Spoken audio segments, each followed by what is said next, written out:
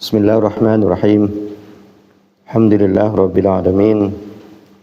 Assalatu wassalamu ala imamil muttaqin imamil mujahidin Sayyidina Muhammadin nabiyil amin wa ala alihi wa ashabihi wa man tabi'ahum bi ihsanin ila yaumiddin. Asyhadu an la ilaha illallah wahdahu la syarika lah wa asyhadu anna Muhammadan abduhu wa rasuluhu la nabiyya ba'dah. Faqad qala Allah Ta'ala fi kitabihil karim, a'udzu billahi samiil alim minasyaitonir rajim. Bismillahirrahmanirrahim. Ya ayyuhalladzina amanu taqullaha haqqa tuqatih wa la tamutunna illa wa antum muslimun. Ya ayyuhalladzina amanu taqullaha qulu qawlan sadida yuslih lakum a'malakum wa yaghfir lakum dhunubakum wa may yuti'illah rasulahu faqad faza fawzan 'azima. Wa qala Rasulullah sallallahu alaihi wasallam ittaqillaha haitsu ma kunta wa atbi'i sayyi'atal hasanata tamhuha wa khaliqin nasa bi khuluqin hasanin. Shadaqallahul azim wa shadaqa rasuluhul karim. Usikum wa nafsi bi taqwallah faqad fazal muttaqun. Ikhwani fillah yang dirahmati Allah, kajian kita pada bulan yang lalu yaitu sebab-sebab datangnya rizki dan bertambahnya rizki. Pertama adalah karena takwa kita kepada Allah, menjalankan perintah-perintahnya dan berusaha untuk menjauhkan larangannya. Yang kedua adalah dengan memperbanyak istighfar dan bertaubat kepada Allah atas segala kesalahan. Yang ketiga adalah silaturahmi dan birrul walidain, menyambung hubungan kekerabatan, sanak famili, dan juga berbakti kepada kedua orang tua, baik pada saat mereka masih hidup maupun ketika mereka sudah wafat, ya sudah meninggal. Kita masih diperintahkan untuk birrul walidain. Kemudian yang keempat adalah tawakal 'ala Allah. Usaha maksimal, kemudian kita serahkan hasilnya kepada Allah. Karena orang yang bertawakal dengan tawakal yang benar, yaitu kata Nabi, dia akan diberikan rizki seperti Allah memberikan rizki kepada burung yang berangkat di pagi hari membawa perut kosong dan di sore hari pulang membawa perut yang sudah terisi dengan makanan. Maka kita juga diperintahkan begitu, ya. Jadi tawakalnya harus penuh, kemudian kita serahkan hasilnya kepada Allah. Yang kelima adalah al-infaqu fi sabilillah, yaitu berinfak atau bersedekah di jalan Allah. Ini juga merupakan sebab Allah mendatangkan rizki kepada kita. Yang keenam adalah doa, karena keputusan Allah tidak bisa ditolak, yaitu kecuali dengan doa. Ya, keputusan Allah tidak bisa ditolak kecuali dengan doa. Kemudian yang ketujuh adalah azwaj, yaitu nikah. Jadi nikah juga adalah salah satu cara agar kita diberikan rizki oleh Allah Subhanahu wa taala. Langsung disebutkannya dalam Quran. Wa ankihul ayyama minkum wassalihina min ibadikum iyakunu fuqara yughnihumullahu min fadlih. Nikahilah budak-budak kalian, laki-laki maupun perempuan. Seandainya mereka fakir, maka Allah akan memberikan kekayaan kepada mereka karena karunia-Nya. Yang kedelapan adalah al-amal was-sa'yu, yaitu kerja dan usaha juga menjadi sebab memperoleh rizki. Sebagaimana perintah Allah dalam surah Al-Jumu'ah, fa idza qudiyatis salatu fantashiru fil ard wabtagu min fadlillah. Apabila kalian telah menyelesaikan salat Jumat kalian, maka bertebaranlah kalian di muka bumi ini mencari karunia Allah. Yang kesembilan adalah asyukru, yaitu bersyukur. Jadi syukur juga menjadi sebab ditambahnya rizki kepada kita. Dan yang terakhir adalah al-qiyamu bil faraid, yaitu melaksanakan apa-apa yang menjadi kewajiban. Jadi dalam ibadah ini ada kategorinya wajib dan ada kategorinya sunnah. Wajib itu tidak bisa ditawar, dia ditunaikan, ya, ditunaikan maksimal. Kecuali kalau kondisinya nggak mungkin. Sholat fardunya berdiri, rukunnya berdiri, tapi bagi orang yang tidak mampu berdiri maka boleh memilih duduk. Ya, duduk pun tidak mampu maka boleh memilihnya berbaring. Puasa karena sedang sakit atau safar bepergian, maka yang mestinya hari itu puasa, maka boleh ia berbuka diganti dengan hari dan bulan yang lain. Ya, nah itu kewajiban. Mengenai sunnah adalah mau atau tidak mau kita melakukannya. Karena sunnah ini kadangkala dipengaruhi oleh mood atau tidak moodnya kita melakukan perbuatan itu. Kemudian ketersediaan waktu atau tidak kita. Ya, lagi longgar atau tidak. Ya, contohnya sholat malam. Ya, walaupun sangat utama, tetap kedudukannya dia adalah sunnah atau nafilah sebagai tambahan. Sedikit saya ingin menambahkan penjelasan tentang al-qiyamu bil faraid, yaitu berdiri melakukan kewajiban-kewajiban dan ibadah. Nah, manusia diciptakan oleh Allah tidak lain adalah untuk beribadah kepadanya, untuk menyembahnya. Sebagaimana ayat yang kita hafal ya di dalam Al-Qur'an surah 51 ayat 56, Allah berfirman, "Wa ma khalaqtul jinna wal insa illa liya'budun." Tidaklah aku ciptakan jin dan manusia kecuali beribadah kepadaku. Perhatikan ayat 57 dan 58-nya. Jadi dua ayat berikutnya, perhatikan. Ini tentang rizki. Allah mengatakan, "Ma uridu minhum mir rizkin." Aku tidak ingin dari manusia yang menyembah aku itu, kata Allah, rizki. Jadi aku tidak menginginkan rizki dari mereka. Wa ma uridu ayut'imun. Dan juga aku tidak menginginkan mereka memberi makan kepadaku, kata Allah. Innallahu ar-razzaq. Sesungguhnya Allah lah justru pemberi rizki. Dzul quwwatil matin. Dia memiliki kekuatan yang sangat amat kuat. Perhatikan ayat ini, kita diperintahkan untuk beribadah kepada Allah, ya, bukan memberikan rizki kepada Allah, bukan memberikan makan. Justru Allah lah yang memiliki rizki, Allah lah yang memberikan rizki. Perhatikan ayat ini. Jadi yang menjadi tugas manusia adalah beribadah kepadanya. Adapun masalah rizki itu adalah masalah Allah. Jadi kita nggak perlu campur tangan tentang rizki ini. Jadi cukup kita ibadah saja sebaik-baiknya. Kita menuntut ilmu karena ilmu mendekatkan kita kepada kebenaran, sedangkan kebenaran itulah yang membuat ibadah kita diterima oleh Allah Subhanahu wa taala. Jadi tidak mencukupkan diri orang dengan ibadah saja, tetapi ibadah itu harus di atas landasan ilmu. Nah, itu yang harus kita perhatikan. Adapun nanti rizki berapa banyak Allah akan berikan kepada kita, itu bukan menjadi tanggungan kita, bukan menjadi tugas kita. Gak perlu kita ya repot-repot. Jadi urusan rizki ini urusan Allah. Yang dituntut oleh Allah kepada kita adalah bagaimana kita ibadah dengan benar. Ya. Nah, ini yang harus kita pahami.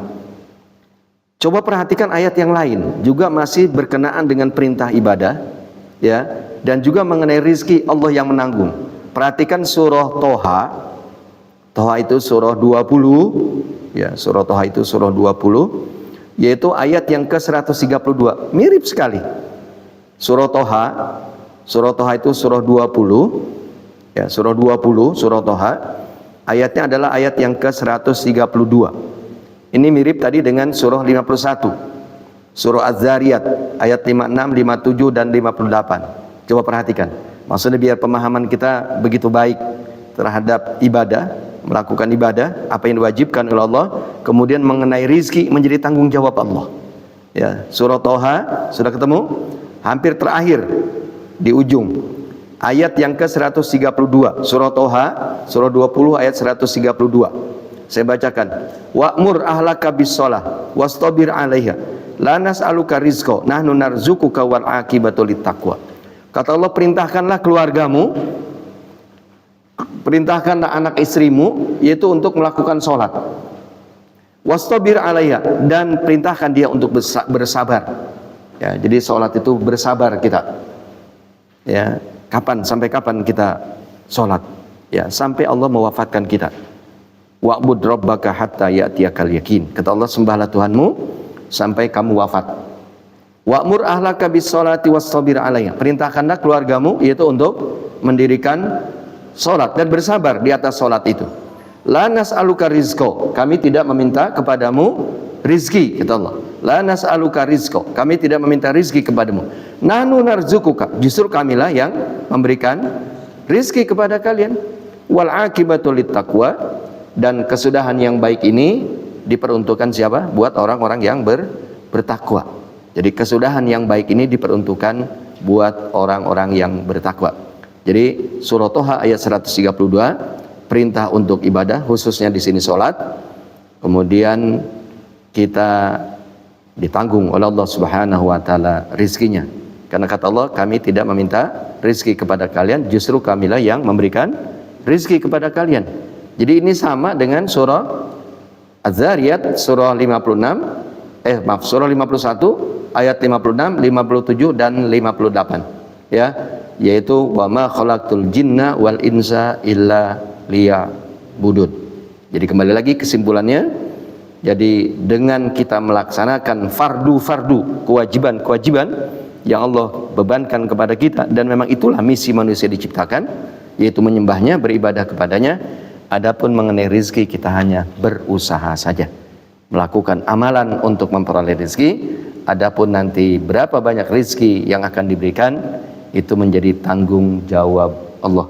Karena Allah mengatakan, nahnu narzukuka wal aqibatu littaqwa. Kamilah yang justru memberikan rizki kepada kalian, dan kesudahan yang baik ini yaitu buat orang-orang yang bertakwa kepada Allah. Takwa didefinisikan, melaksanakan apa yang menjadi perintahnya dan sedapat mungkin menjauhkan apa yang menjadi larangannya.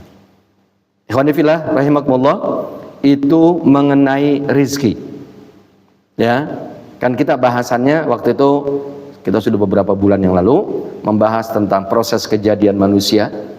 Ya, juga didukung oleh hadis baginda Rasulullah sallallahu alaihi wasallam, dan kita dalami bahwa manusia pada saat 120 hari di dalam kandungan, dalam rahim ibu, ya, 120 hari ditiupkan ruh dan dicatatkan buatnya, dituliskan buatnya, yaitu 4 kalimat.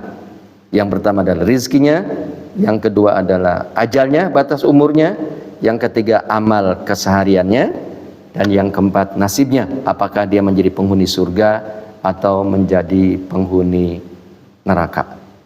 Ya, jadi rizki sudah kita bahas.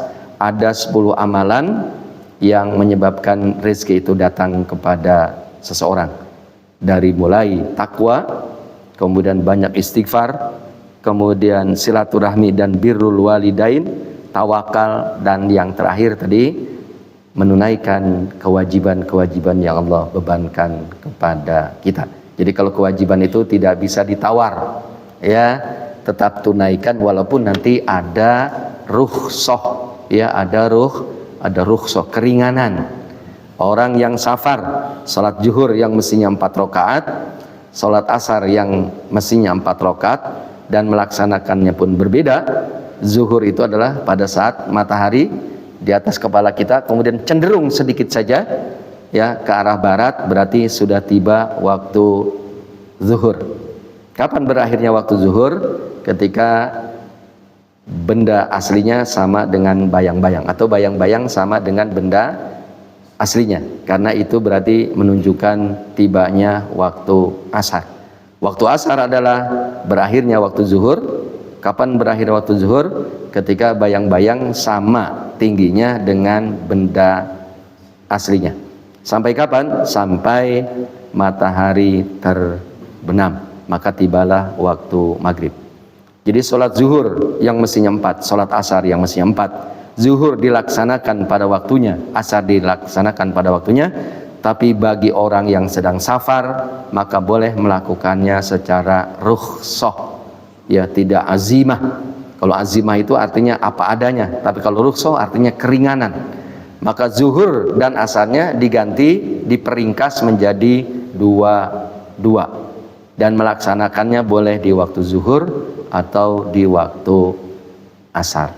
Nah itulah ya rukhsah sholat bagi orang yang sedang safar, ya, bagi orang yang sedang safar.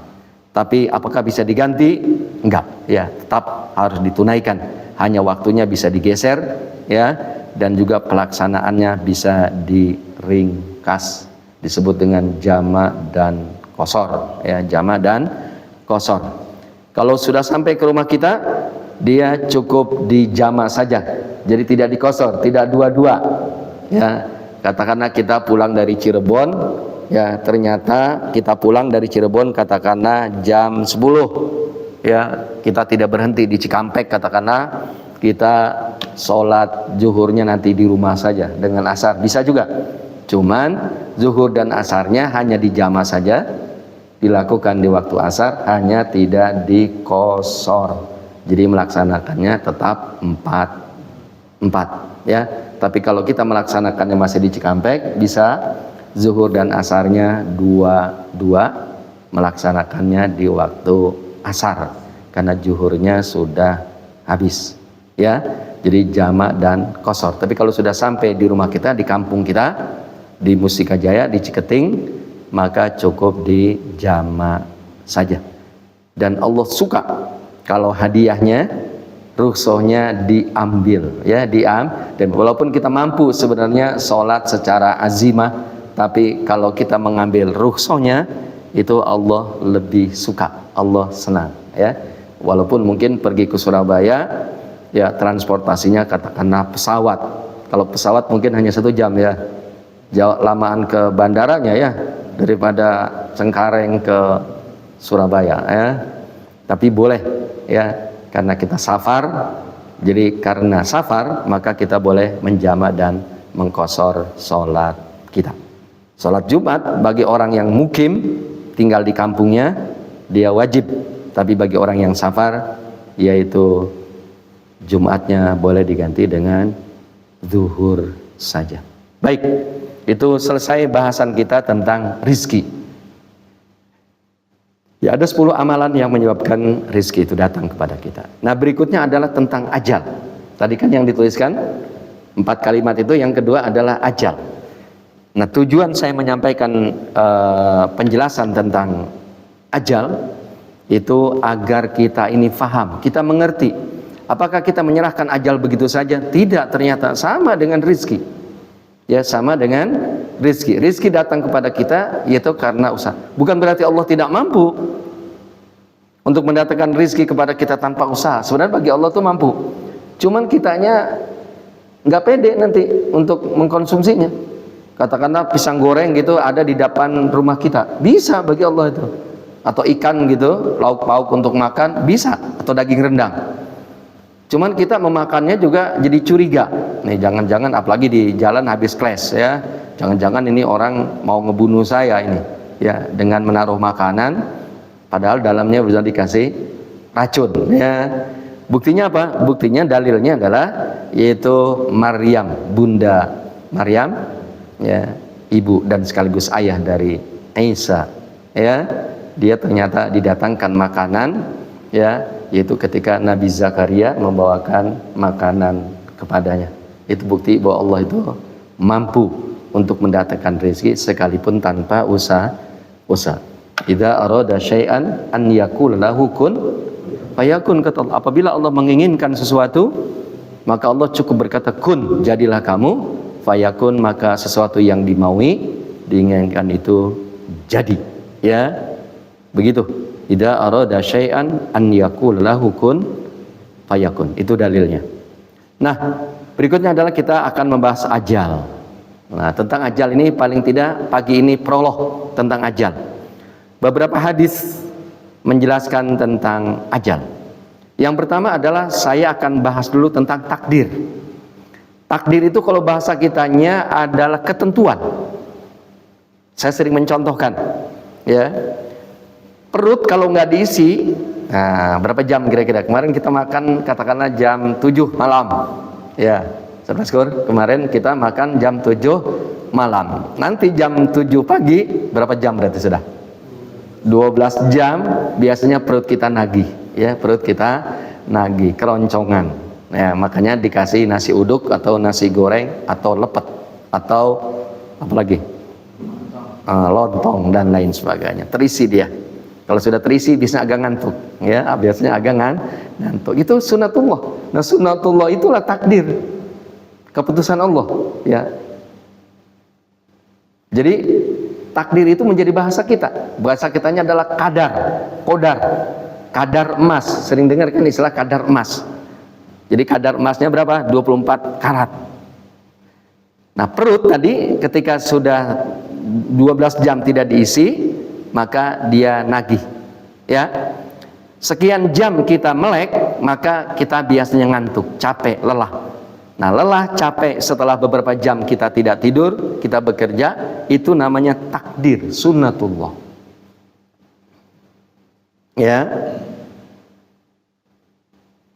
Contoh lagi, ya saya sering yang paling gampang kata saya air. Jadi kalau air itu didinginkan ya sampai 0 derajat, maka dia menjadi batu es. Kalau dia dipanaskan ya menjadi 100 derajat, maka dia mendidih. Nah, air itu ya membeku dan mendidih, itu namanya sunnatullah. Sunnatullah itulah takdir, kadar. Jadi kadarnya kalau dia didinginkan 0 derajat membeku, kadarnya kalau dia dipanaskan 100 derajat maka dia mendidih. Sebagaimana halnya besi, ya. Jadi besi kalau dipanaskan ya sampai 3000 derajat maka dia akan mencair, ya, dia akan mencair. Jadi 3000 derajat. Nah, besi yang meleleh pada 3000 derajat itu namanya kadar.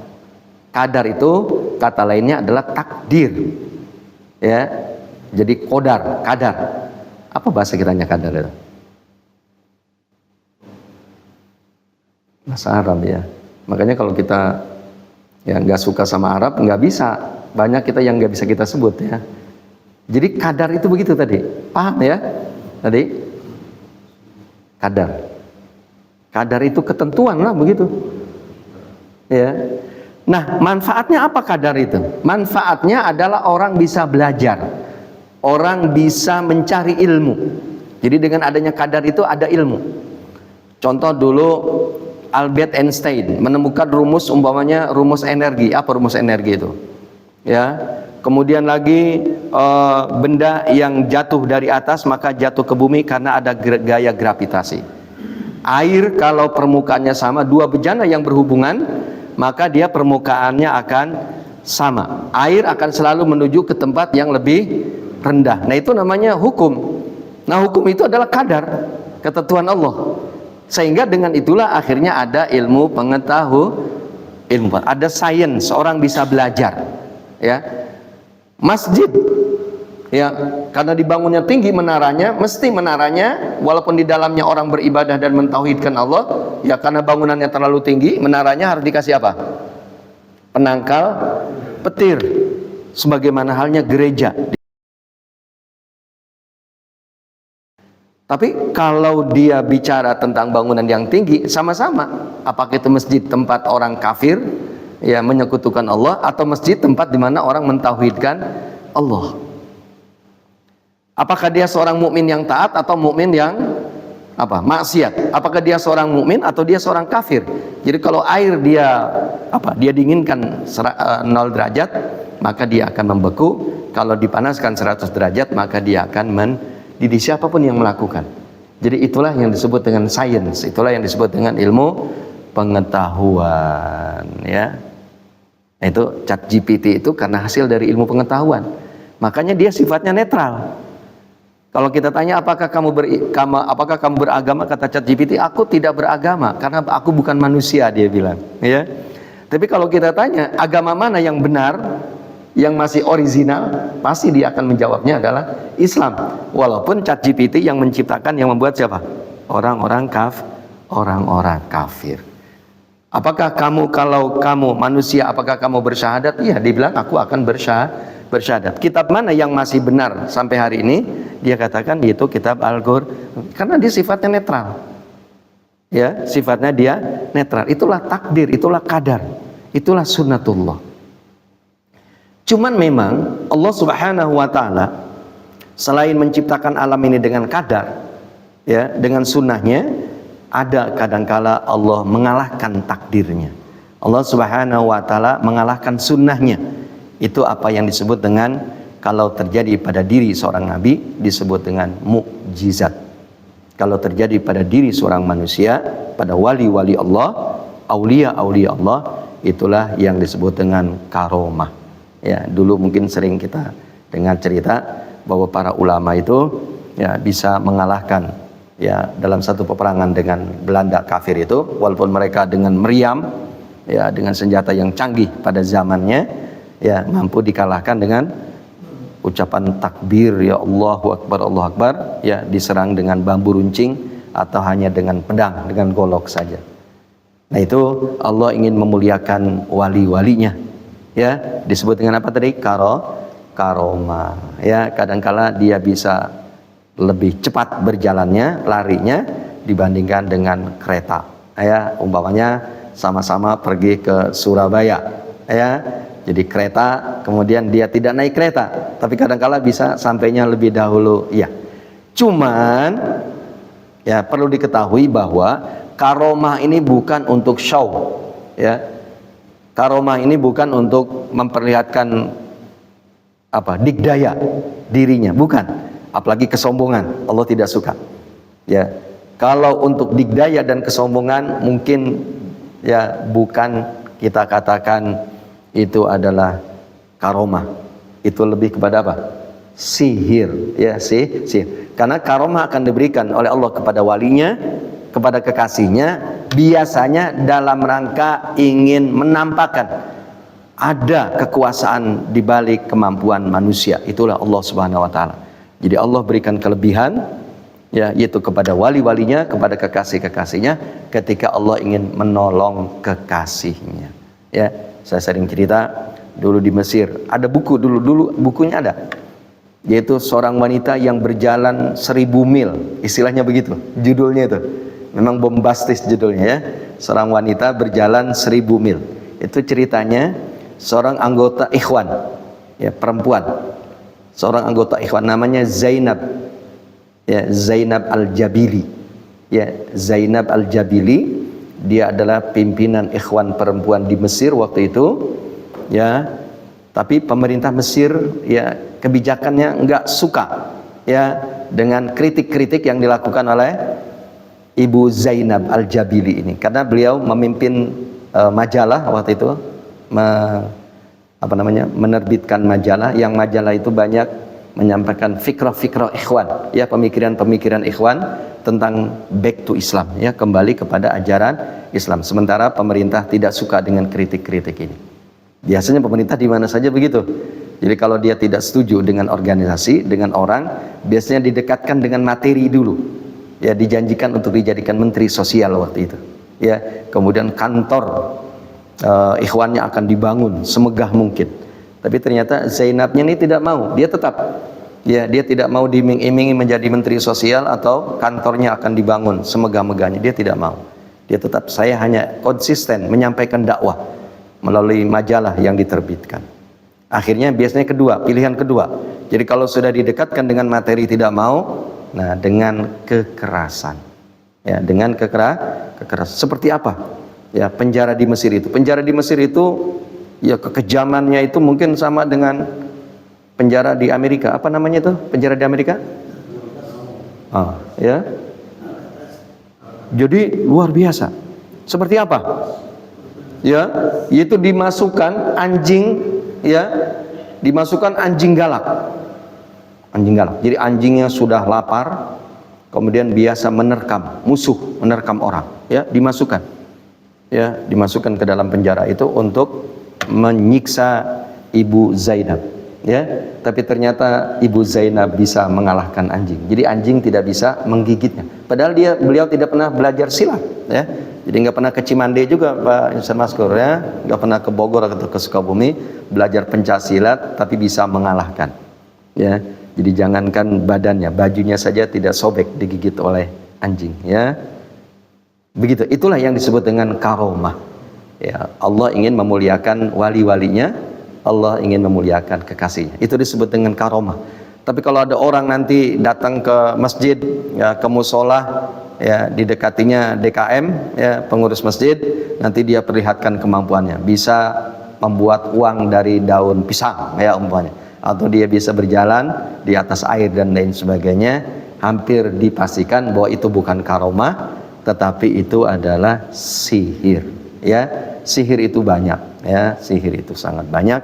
Jangankan kita, Nabi saja pernah terkena sihir, ya, terkena sihir. Makanya kita di pagi hari dan di sore hari, ya, yaitu kita membaca doa al-ma'surat, ya, yaitu membentengi diri kita. Atau kita membaca Hisnul Muslim, ada di mana?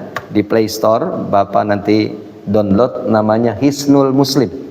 Hisnun itu artinya apa? Seperti polisi menjaga-jaga untuk jangan sampai diserang sama batu sama demonstran.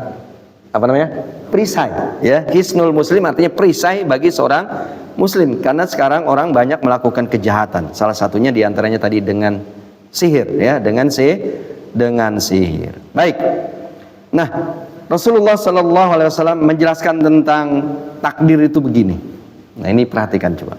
Kalau Rasulullah Sallallahu Alaihi Wasallam, Innallaha kataba maqadirul khalaik qabla an yakhluqas samawati wal ardi khamsina alfasana. Kata Nabi, sesungguhnya Allah telah mencatatkan takdir-takdir.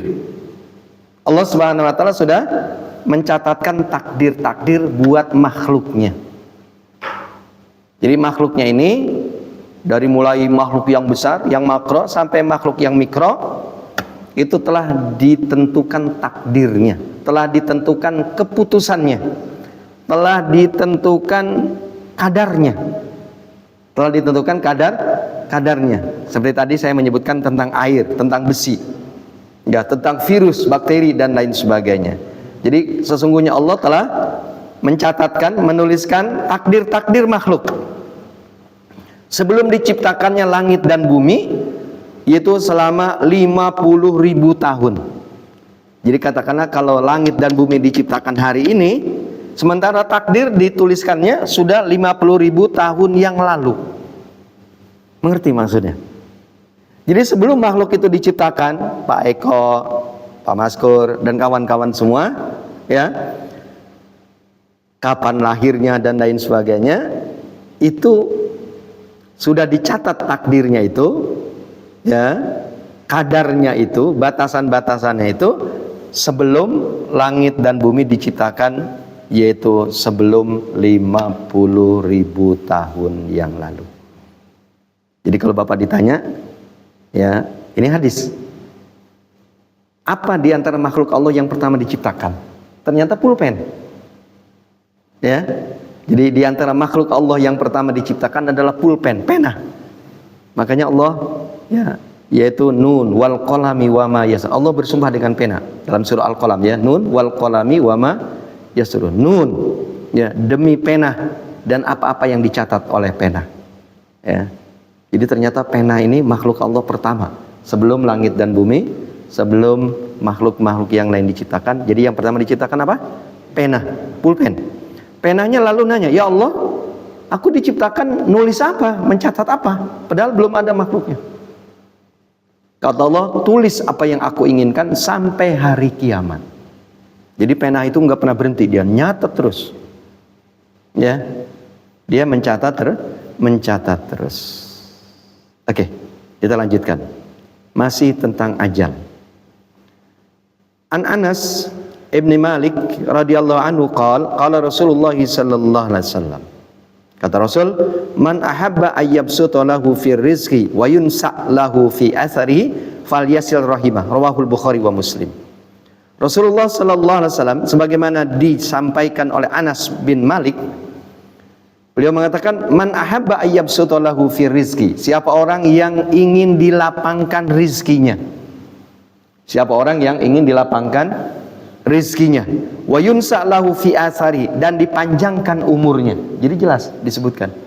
Pertama dilapangkan rizkinya, dan yang kedua dipanjangkan umurnya. Fal yasil rohimah, maka haruslah dia menyambung rahim, ya, menyambung silaturahmi. Jadi silaturahmi dalam hadis ini yaitu memperbanyak rizki, ya, melapangkan rizki dan memperpanjang umur. Ini hadis yang sahih diriwayatkan oleh Imam Bukhari dan Imam Muslim, ya, Imam Bukhari dan Imam Muslim.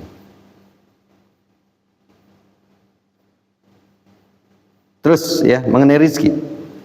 Sekarang dari Aisyah radhiyallahu anha anna Nabi sallallahu alaihi wasallam qala. Coba perhatikan ini rizki ini. Dan umur. Kata Nabi, innar rajul la yuhramur rizqa bi khati'ati yusibuha. Sesungguhnya seseorang diharamkan memperoleh rizki yaitu dengan perbuatan yang salah. Jadi dosa itu menyebabkan orang terhalang rizkinya, begitu maksudnya kalau bahasa kitanya. Jadi sesungguhnya seseorang diharamkan memperoleh rizki yaitu dengan perbuatan yang salah. Wala yuradul qadar illa du'a. Dan kadar itu tidak bisa ditolak kecuali dengan doa. Ya. Wala yazidu fil umur illal bir. Dan umur tidak bertambah kecuali dengan birrul walidain dan juga dengan kebaikan-kebaikan. Mungkin Bapak masih bisa buka ya di Google itu, yaitu kisah di zaman Nabi Musa. Ada keluarga yang sangat miskin. Akhirnya dia minta kepada Nabi Musa agar Nabi Musa berdoa kepada Allah. Allah memberikan kekayaan kepada pasangan ini, kepada rumah tangga ini. Tetapi Allah berjanji bahwa dia hanya ya di kayanya itu cuma 1 tahun saja. Ya, kayanya cuma 1 tahun. Tapi rupanya suami istri ini mumpung dia jadi orang kaya, kayanya betul-betul sangat kaya, sampai dia membuat bangunan kayak semacam rumah begitu, bangunan yang rumah itu buat orang singgah, dan ketika singgah itu diberikan makan dan lain sebagainya. Sampai akhirnya janji Allah tadi 1 tahun, ternyata karena kebaikan-kebaikannya dia mumpung jadi orang kaya melakukan kebaikan, akhirnya lupa lebih dari satu tahun tetap dia masih jadi orang kaya. Bapak masih lihat di Google itu ya kisahnya, ya, yaitu pasangan yang sangat miskin, dia datang kepada Nabi Musa agar dia diberikan kekayaan. Jadi ternyata dengan kebaikan-kebaikan itu ya kekayaannya menjadi langgeng. Nah, ini kata Nabi, sesungguhnya seseorang akan diharamkan memperoleh rizki itu dengan perbuatan yang salah, perbuatan dosa. Dan takdir tidak bisa ditolak kecuali dengan doa, dan umur tidak ditambah kecuali dengan kebaikan-kebaikan. Ya, jadi ini amalan-amalan yang insya Allah ya dengan ini kita menjadi lebih baik ya dari sisi rizki maupun dari sisi umur ya. Jadi pertama kita hindari perbuatan-perbuatan salah, yang kedua kita banyak berdoa, dan yang ketiga adalah kita melakukan bir ya, yaitu kebaikan. Dalam hadis yang lain dari Salman Al-Farisi ya. Dari Salman Al-Farisi, Rasulullah sallallahu alaihi wasallam bersabda, "La yuraddul qada illa du'a, wa la yazidu fil umur illa al-bir." Rawahu Tirmidzi wa qala hadisun hasan. Tidak bisa ditolak qada kecuali dengan doa, dan tidak bisa bertambah umur kecuali dengan kebaikan. Ini walaupun sudah disebutkan dari hadis tadi. Nah, kembali kepada qada dan takdir. Mungkin kita agak confused memahami takdir dan qada. Itu 2 hal yang berbeda. Ya. Jadi takdir dengan qada ini 2 hal yang berbeda. Jadi kalau takdir tadi ya, kalau takdir tadi batasan-batasan. Saya tadi mengumpamakan air, besi. Itu takdir, emas, itu takdir. Ya. Contoh kita. Orang kalau perutnya nggak diisi selama 12 jam, pasti dia akan nagih keroncongan. Itu takdir namanya. Nah, kalau sudah benar 12 jam dia tidak makan, akhirnya betul perutnya keroncongan, namanya itu qada. Gitu. Namanya itu qada, keputusan Allah. Ya. Jadi qada itu belakangan. Ya, qada itu belakangan. Takdir itu contohnya begini. Kalau kita mandi, kita menjadi bersih. Kalau bersih orang hidup jadi sehat. Itu namanya takdir, keputusan Allah itu begitu, bukan keputusan. Artinya kadar. Ya, kadar orang hidup di lingkungan yang bersih, ya, maka dia menjadi sehat. Itu keputusan Allah itu tadi, takdir tadi. Begitu. Nah, maka orang kalau dia ingin hidupnya sehat, maka dia dengan cara hidup di lingkungan yang bersih, ya, baik dan lain sebagainya. Nah, orang ketika dia dia sakit, dia tidak mengobati dirinya, nah pada batas tertentu akhirnya dia meninggal. Nah, meninggal itulah disebut dengan qada. Jadi qada itu artinya keputusan.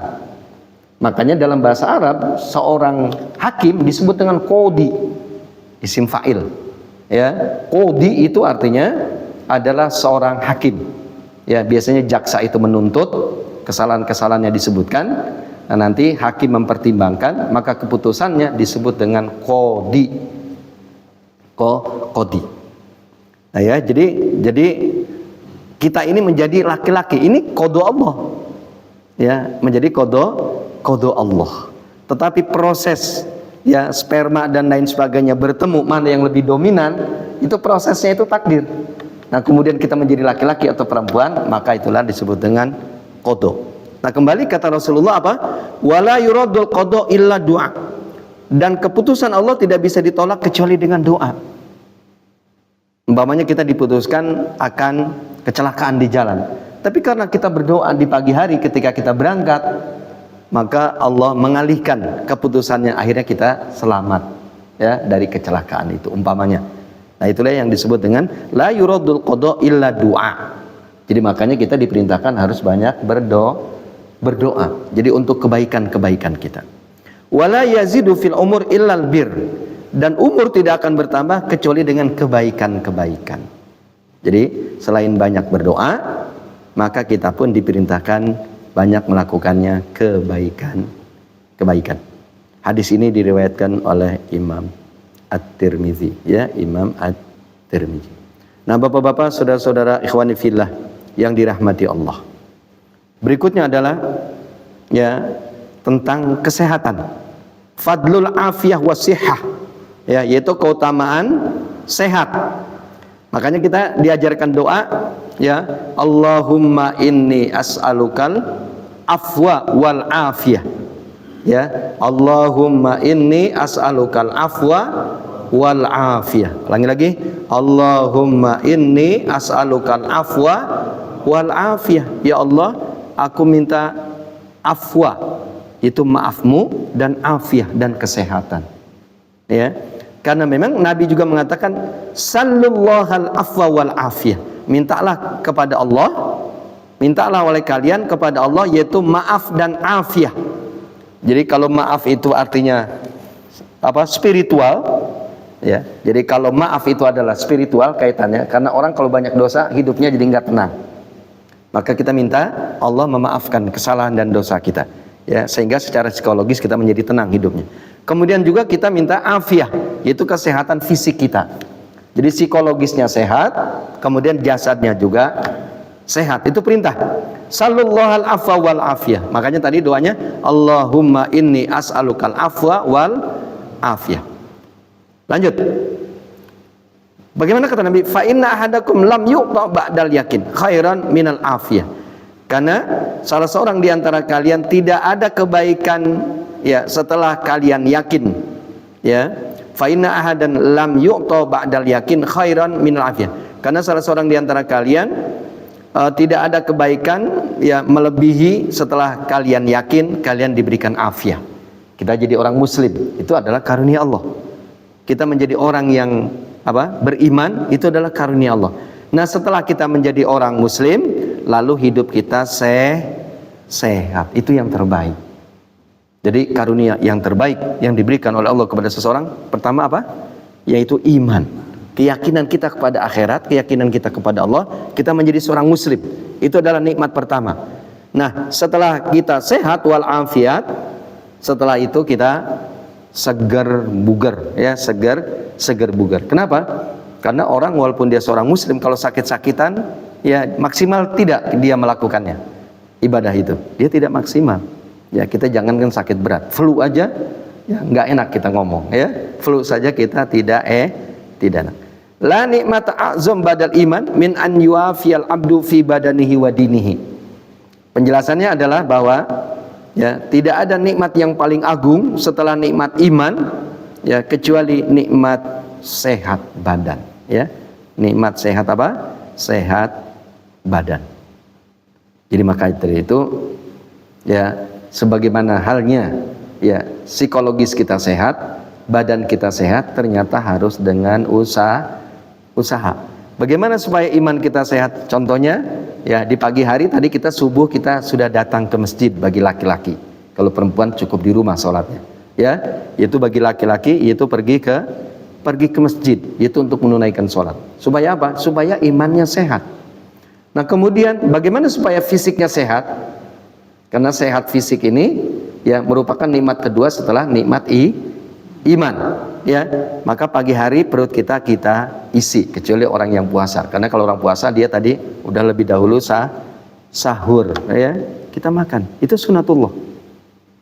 Ya. Kemudian juga Nabi sallallahu alaihi wasallam mengatakan dalam hadis yang lain, "Man u'tiya afiatan fi dunyahu wa afiatan fi dini faqad faza fauzan 'azima." Rawahu Ahmad. Tidaklah seseorang yang diberikan, bukan begitu. Man u'tiya afiatan, siapa orang yang telah diberikan afiah, kesehatan, fi dunyahu, itu dunianya. Apa sehatnya? Sehat dunia apa? Terpenuhi, ya, itu hajat, paling tidak hajat apanya? Kebutuhan primernya, ya. Jadi hajat primernya terpenuhi. Jadi siapa orang yang afiah pada dunianya, wa afiyah fi dinihi, dan afiat juga pada agamanya benar.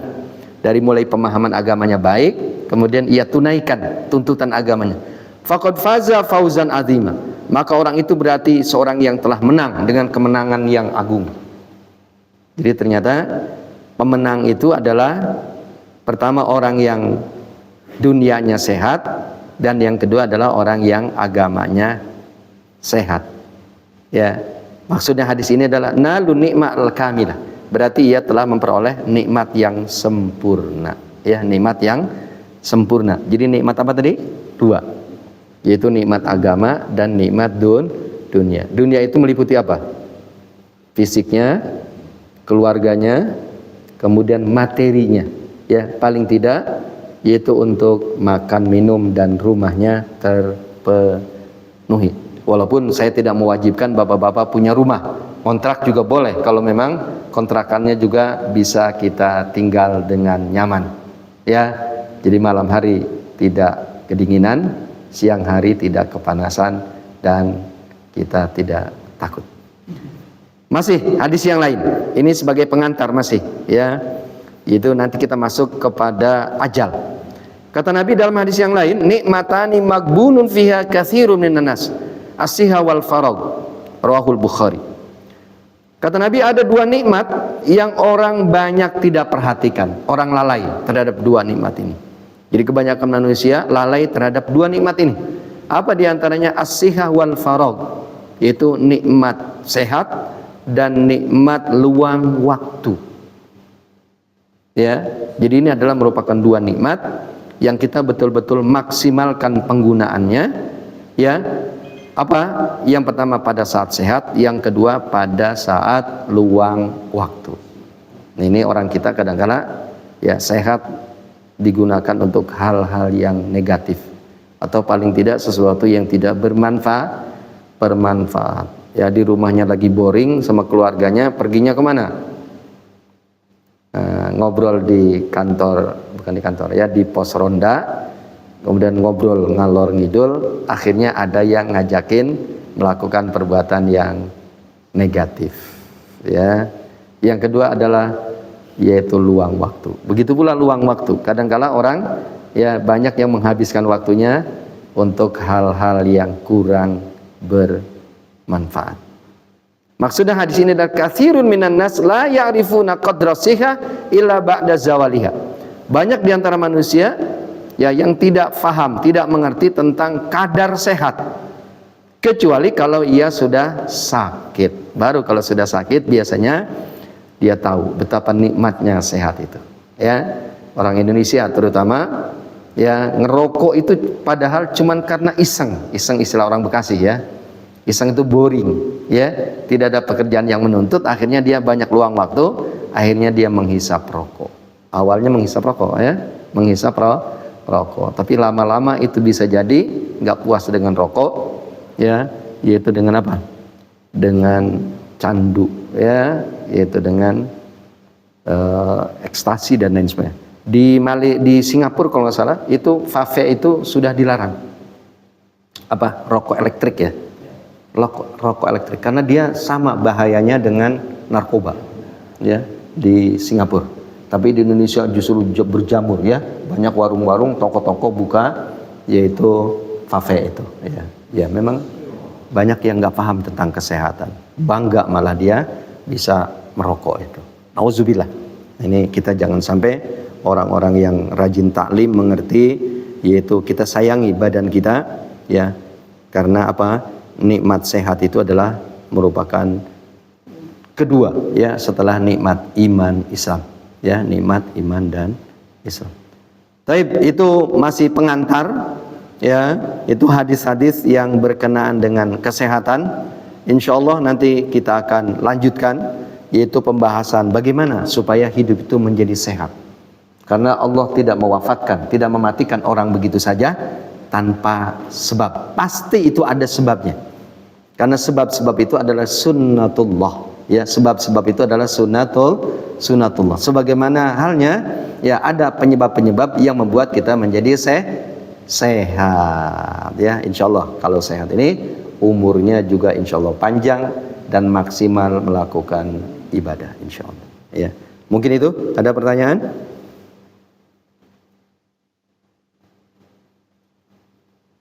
Tidak ada. Kalau tidak ada, mari kita akhiri dengan kafaratul majlis. Subhanaka wa bihamdika asyhadu an la ilaha illa anta astaghfiruka wa atubu ilaik. Wassalamualaikum warahmatullahi wabarakatuh.